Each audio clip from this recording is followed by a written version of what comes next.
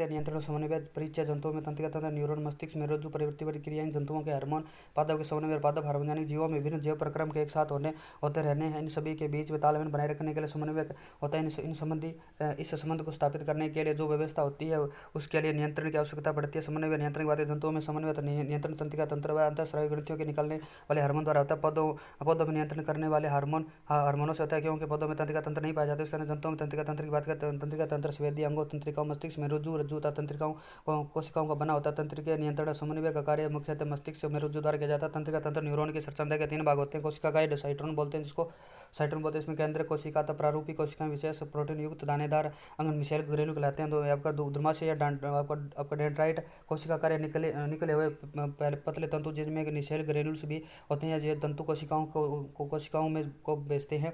इसमें आपका द्रुमाशय Michel granules होता है। केंद्र पाया जाता है, कोशिकाएं पाई जाती है। उसके बाद में रेनिवियर के नोड पाए जाते हैं। तंत्रिका कक्ष पाया जाता है, माइलिन का आवरण पाया जाता है। उसके बाद में सिनेप्टिक पुटके पाए जाते हैं। तंत्रिका या एक्सोन की बात करते हैं यहाँ पर एक्सोन की बात करें कोशिका।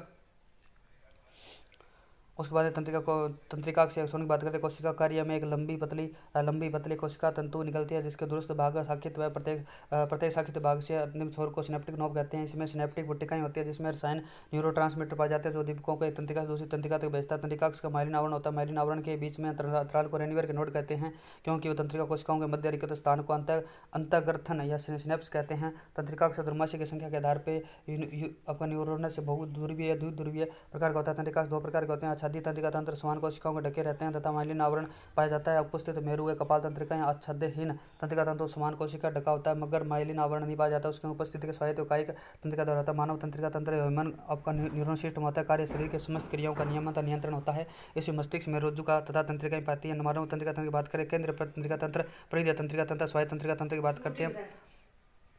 आगे देखें आपका है मानव तंत्रिका तंत्र, केंद्रीय तंत्रिका तंत्र, परिधीय तंत्रिका तंत्र तथा स्वायत्त तंत्रिका तंत्र। केंद्रीय तंत्रिका तंत्र इससे मस्तिष्क में रज्जु आता है। इस मस्तिष्क के अंदर अग्र मस्तिष्क, मध्य मस्तिष्क, पश्चिम मस्तिष्क आते हैं। परिधीय तंत्रिका तंत्र इसके कपाल तंत्रिका, मेरु तंत्रिका आती है। स्वायत्त तंत्रिका तंत्र इसमें अनुकंपित तंत्रिका तंत्र, परानुकंपित तंत्रिका तंत्र आता है। केंद्रीय तंत्रिका तंत्र सेंट्रल नर्वस सिस्टम बोलते हैं, संपूर्ण शरीर का स्वायत्त तंत्रिका तंत्र नियंत्रण करता है। इसमें मस्तिष्क में रज्जु से मिलकर बनता है। मस्तिष्क ब्रेन की बात करें, यह संवेदनशील तथा कोमल अंग होता है। इसमें वजन आपका 1400 ग्राम, महिला के अंदर 1250 ग्राम होता है। मस्तिष्क अस्थियों में खोल आपका करेनियम का बनना के में बंद होता है। उसके बाद मस्तिष्क के चारों ओर आपके मेनिंजेस तथा नामकरण आवरण होता है, जो 3 स्तर यानी कि ड्यूरामेटर भारी स्तर, एरेक्नोइड तथा पैरामीटर। ड्यूरामेटर, एरेक्नोइड तथा पैरामीटर आंतरिक झिल्ली होती है। इसमें पैरामीटर ऑक्सीजन या भोज्य पदार्थ पहुंचता है, तो उसके अंदर झिल्लियों के मध्य सेरेब्रोस्पाइनल द्रव भरा रहता है। मस्तिष्क ब्रेन की बात करते हैं, अगर मस्तिष्क, मध्य मस्तिष्क, पश्चिम मस्तिष्क इसको प्रोसेनेफेलोन, मेसोसिफेलोन तथा रोम्बेनसोफेलोन। इसके बाद देखिए आपका अगर मस्तिष्क की बात करते हैं, यहाँ पर आपका सेरिब्रम पाया जाता है और आपका डाइएनसेफेलोन पाया जाता है। और डाइएनसेफेलोन आपका थैलेमस तथा हाइपोथैलेमस पाए जाते हैं।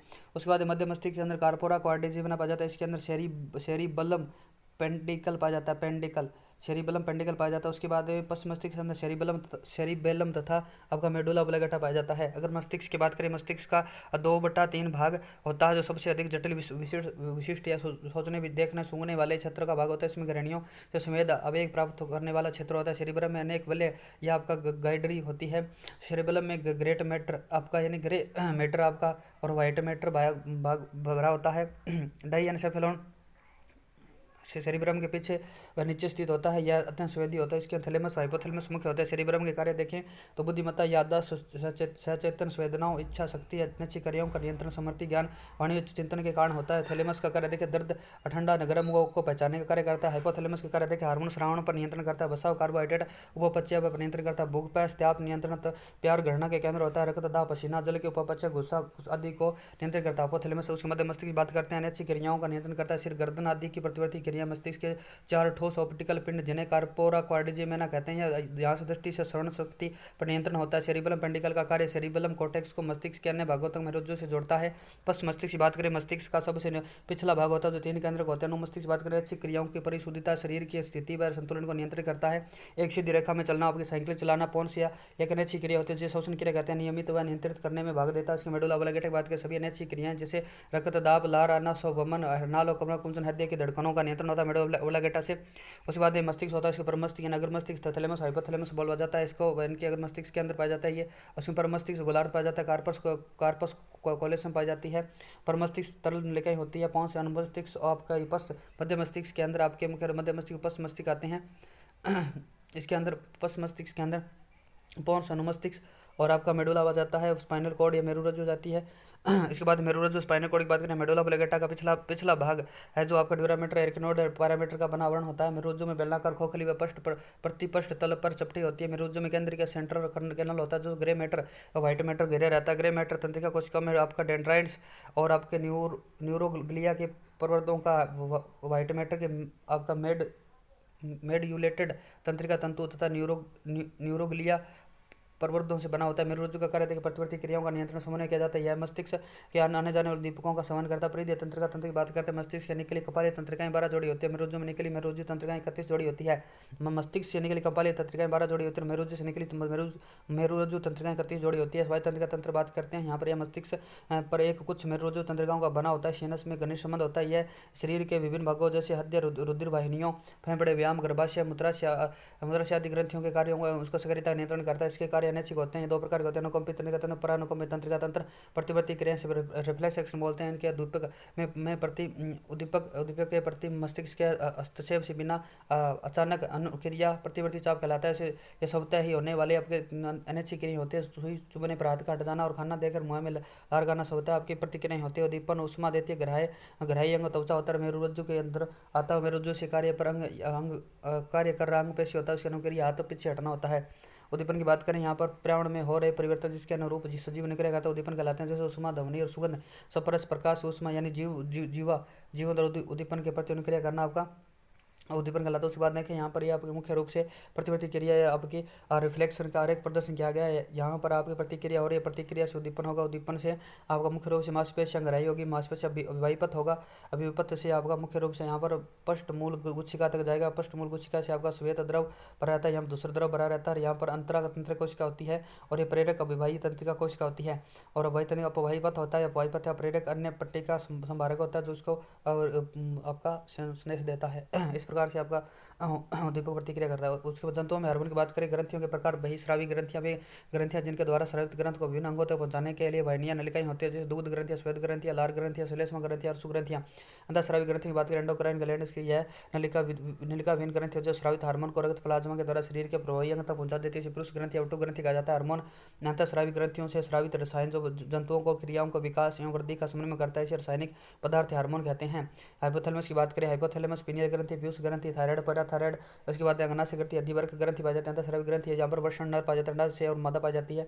उसके बाद अंतःस्रावी ग्रंथि की बात करें, पीयूष ग्रंथि, पिट्यूटरी ग्लैंड बढ़ती है, इसकी मास्टर ग्रंथि भी कहा जाता है। कपाल के सेफेनोइड हड्डी के सेला टर्सिका गड्ढे में मटर के दाने के समान होती है। सेफेनोइड हड्डी के सेला टर्सिका गड्ढे में पाई जाती है। मुख्य हार्मोन देखें, यहाँ पर विवर्ती हार्मोन पाया जाता है, इसे एसटीएच सोमेटोट्रोफिक हार्मोन बोलते हैं। यह अधिकता से आपका भीमकायिकता आ जाती है, कमी से बनापन आ जाता है। टीएसएच यानी थायराइड स्टिमुलेटिंग हार्मोन पाया जाता है, यह थायराइड ग्रंथि को हार्मोन को स्रावित करने के लिए प्रेरित करता है। एसीटीएच हार्मोन एड्रोनो कार्टिकोट्रोपिक हार्मोन होता है, एड्रेनल कॉर्टेक्स के स्राव को नियंत्रित करता है। एडीएच आप एंटी डायरेटिक हार्मोन होता है, रक्त बढ़ाता है, जल संतुलन करता है। एलटीएच लैक्टोजेनिक हार्मोन होता है, दुग्ध जनन हार्मोन होता है, शिशु के लिए सतनों में दुग्ध उत्पन्न स्राव को उत्पन्न करता है। जीटीएच गोनेडोट्रोपिक हार्मोन होता है, जनन कार्यों में नियंत्रण करने के दो प्रकार के होते हैं। अफस फॉलिकल स्टिमुलेटिंग हार्मोन होता है, जनन का जो शुक्र जनन में सहायक होता है। अलच लुटिनाजिक हार्मोन होता है जो नर में टेस्टोस्टेरोन तमादा में एस्ट्रोजन हार्मोन के स्रावों को नियंत्रित करता है। ऑटो ग्रंथि बात करें, थायराइड ग्रंथि गले में श्वास नली के पास आपके हार्मोन, इससे मुख्य रूप से थायरॉक्सिन निकलता है। इसमें आयोडीन अधिक रहता है। इसमें थायरॉक्सिन करते ऑक्सीकरण व अपचय की दर को नियंत्रित करता है। कोश के श्वसन की गति को तीव्र कर देते हैं। जल संतुलन का नियंत्रण करता है और हड्डियों बालों के विकास में सहायक होता है। कमी से रोग देखें, जड़ मानवता यानी बच्चों का मानसिक शारीरिक विकास अवरुद्ध हो जाता है। गलगंड रोग, वजन में आयोडीन कमी होने से थायराइड ग्रंथि का आकार बढ़ जाता है।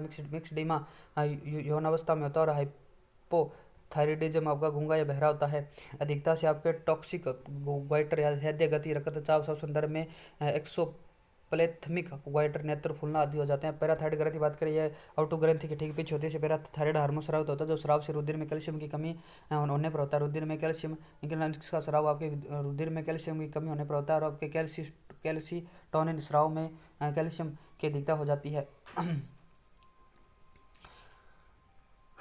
क्या देखा पीने ग्रंथि पीने अगर मस्तिष्क के पृष्ठीय भाग में पाई जाती है। हार्मोन इसका मेलाटोनिन हार्मोन होता है जो शरीर के दैनिक क्रिया 24 घंटे के नियमन को अर्थात शरीर की जैविक घड़ी कहलाती है। उसके बाद थाइमस ग्रंथि हृदय एवं महाधमनी के ऊपर भाग में हार्मोन आपका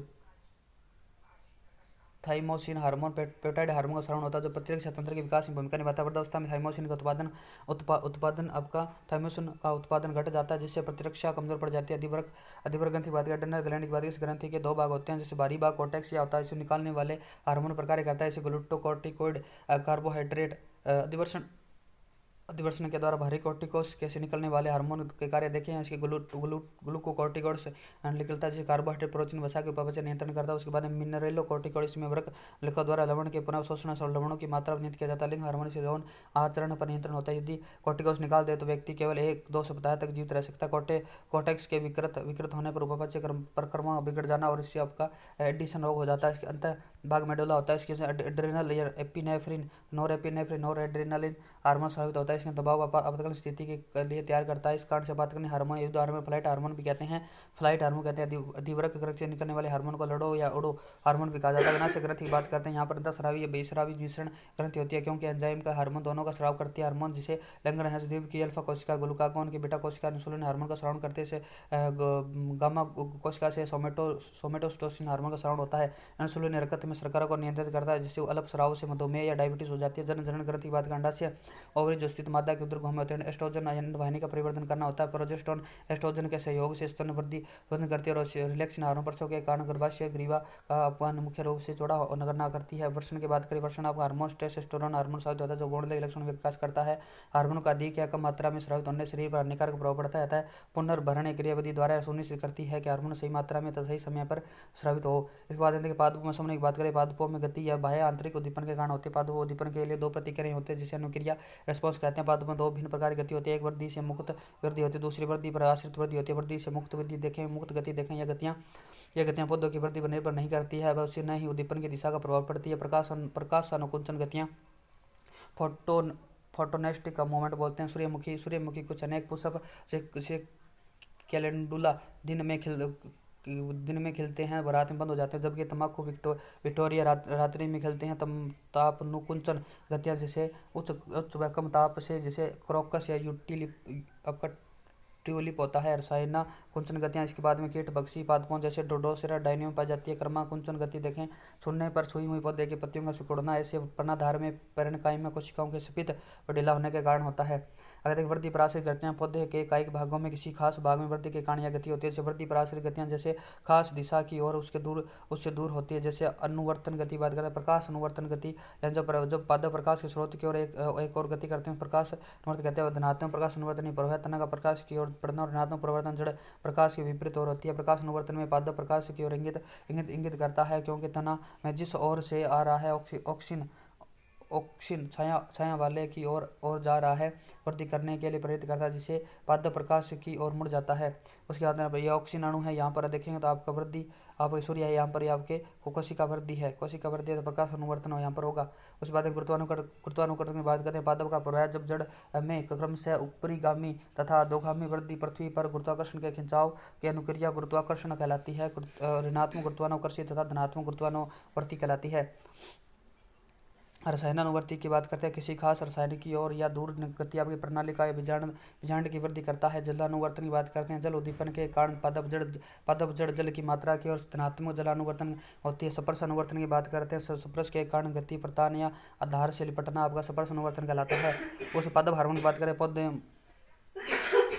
अगर देखें पादप हार्मोन की बात करते हैं पौधों में उत्पन्न विशेष प्रकार के रासायनिक पदार्थ जो पौधों की वृद्धि विकास अनुक्रिया का नियमन करते हैं। पादप हार्मोन वृद्धि नियामक हार्मोन कहलाते हैं। पौधों में हार्मोन का निर्माण शीर्ष विजोतक युवा पत्तियों में होता है जब फ्लोएम द्वारा अन्य भागों तक जाते हैं। इसके बाद ऑक्सीजन की बात करते हैं। ऑक्सीजन की बात करें पादप के कोशिका विभाजन तक कोशिका दीर्घन अर्थात पादप वृद्धि में भाग लेते हैं। मुख्य उदाहरण आपका आई इंडोल एसिटिक एसिड आता है और अन्य यानी कि नेपथलीन एसिटिक एसिड आता है। कार्य तने में की वृद्धि में सहायक होता है। बीज रहित फल उत्पादन में सहायक होता है। टमाटर सेब अंगूर होता है पत्तियों व फलों में गिरने का नियंत्रण करते हैं। गेहूं व मक्का के खेतों में खरपतवार नाशक के रूप में किया जाता है। ऑक्सीजन के मुख्य रूप से दो प्रकार होते हैं वृद्धि के लिए आपका यानी पादप वृद्धि में भाग लेते हैं। IAA तथा NA आता है। IA यानी इंडोल एसिटिक एसिड तथा NAA यानी नेपथलीन एसिटिक एसिड आता है। यानी तने कार्य क्या होता है, तने की वृद्धि में सहायक होता है। बीज रहित फल उत्पादन में सहायक होता है। टमाटर सेब और अंगूर के अंदर ही मुख्य रूप से बीज रहित फल उत्पादन में मुख्य ऑक्सीजन का प्रयोग किया जाता है। पत्तियों व फलों को गिरने से करने पर नियंत्रण करता है। ऑक्सीजन और गेहूं व मक्का के खेतों में खरपतवार नाशक के रूप में आपका ऑक्सीजन का प्रयोग किया जाता है। ऑक्सीजन का जिब्रेलिन की बात करें, जिब्रेलिन यह दुर्बल अम्ल होता है जो निर्माण तने के सिरे से नई पत्तियों व बीजों के अंदर होता है। कार्य देखें, पौधे की लंबाई में वृद्धि करता है। फल फूल पकाने के समय अवधि कम करने में, सुप्तावस्था भंग करने में होता है। जब फल व फूल का आकार बढ़ाने में, काष्ठीय पौधे में एंधा की सक्रियता बढ़ाने में, जब जब बीजहीन फलों के उत्पादन में भाग लेते हैं। साइटोकाइनेन की बात करते हैं, कोश के विभाजन की दर तेज कर देता है तथा बीज व तनों की कलिकाओं में वृद्धि करता है। बीज व तनों की कलिकाओं में वृद्धि करता है। अग्रस्त कलिकाओं की प्रभाविता को कम करना अग्रस्त कलिकाओं की प्रभाविता को कम करना पादप जीर्णता के लक्षणों को विलंबित करते हैं। एथिलीन की बात करते हैं, एकमात्र गैस या प्राकृतिक वृद्धि नियंत्रक हार्मोन है जो फल पकने में, मादा पुष्पों की संख्या में और तने की लंबाई में, नर पुष्प या गुरुत्वानुवर्ती में कम करते हैं। पत्तियां पुष्प व फलों के विलंघन को प्रेरित करता है। एथिलीन आपका क्या करता है, एकमात्र गैस या प्राकृतिक वृद्धि नियंत्रक होता है जो फल पकाने में, मादा पुष्पों की संख्या में वृद्धि करने में, तने की लंबाई में, नर पुष्प या गुरुत्वानुवर्ती में कम करता है। पत्तियों पुष्प व फल के विलंघन को प्रेरित करता है। उसके बाद एब्सिसिक अम्ल की बात करते हैं। एब्सिसिक एसिड निर्माण पत्तियों, तनों व फूल बीजों में होता है। समसूत्री विभाजन में कमी करना, बीज व कलियों के अंकुरण को रोकना, उसके बाद में सूखे की स्थिति में रंध्रों को बंद करना के लिए प्रेरित करता था। वाष्पोत्सर्जन कम कर देता है। एब्सिसिक अम्ल फ्लोरो फ्लोरो फ्लोरिजेन हार्मोन जो फूल खिलाने वाला हार्मोन कहते हैं। उसके बाद घायल कोशिका में ट्राउमेटिन अम्ल का निर्माण होता है। कैलिस हार्मोन यह एक अंग से स्रावित होकर दूसरे अंगों में वृद्धि एवं कार्य का नियंत्रण करता है। इसी प्रकार से आपका टॉपिक कंप्लीट। मिलेंगे नेक्स्ट वीडियो में, तब तक के लिए जय हिंद जय भारत।